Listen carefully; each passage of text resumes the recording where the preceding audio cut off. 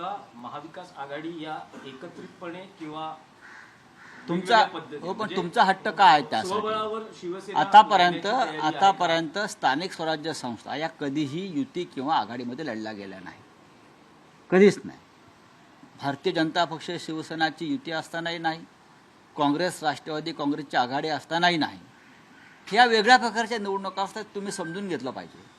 नगरपालिका, ग्रामपंचायती, जिल्हा परिषदा, महानगरपालिका या निवडणुका वेगळ्या आहेत. त्यांना स्वतंत्रपणे त्यांना लढायचं आहे, त्यांनी लढलं पाहिजे आणि आपापल्या कार्यकर्त्यांना बळ दिलं पाहिजे. हेच कार्यकर्त्यांचं बळ पुढे विधानसभा आणि लोकसभेला आघाडी आणि युती म्हणून उपयोगाला येतं. म्हणजे स्पष्ट असं समजायचं का की शिवसेना युबीटी मुंबई महापालिका आणि अन्य महापालिका निवडणुका स्थानिक स्वराज्य संस्था आम्ही कोणताही निर्णय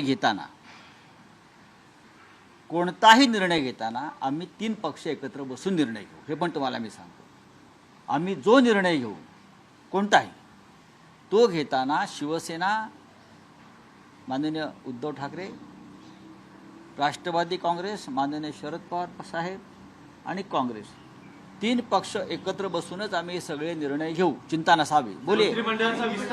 मंत्रिमंडळाचा विस्तार होतो आहे उद्या, पण अजूनही शिंदे शिवसेना, अजित पवार यांचा एनसीपी अस्वस्थता दिसते. खातं आपल्याकडे असावं, विशेषतः गृहमंत्रीपद.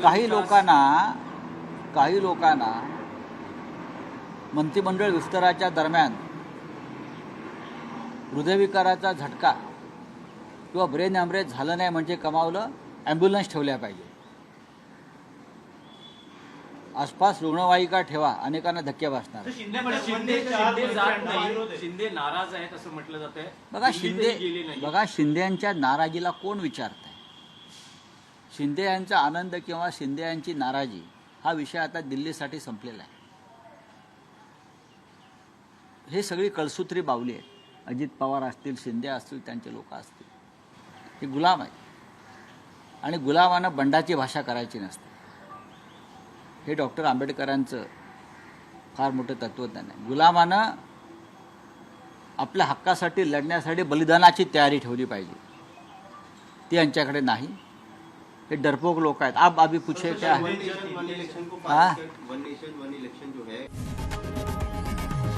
लोकशाही मराठी ऐका, पहा, जागरूक रहा.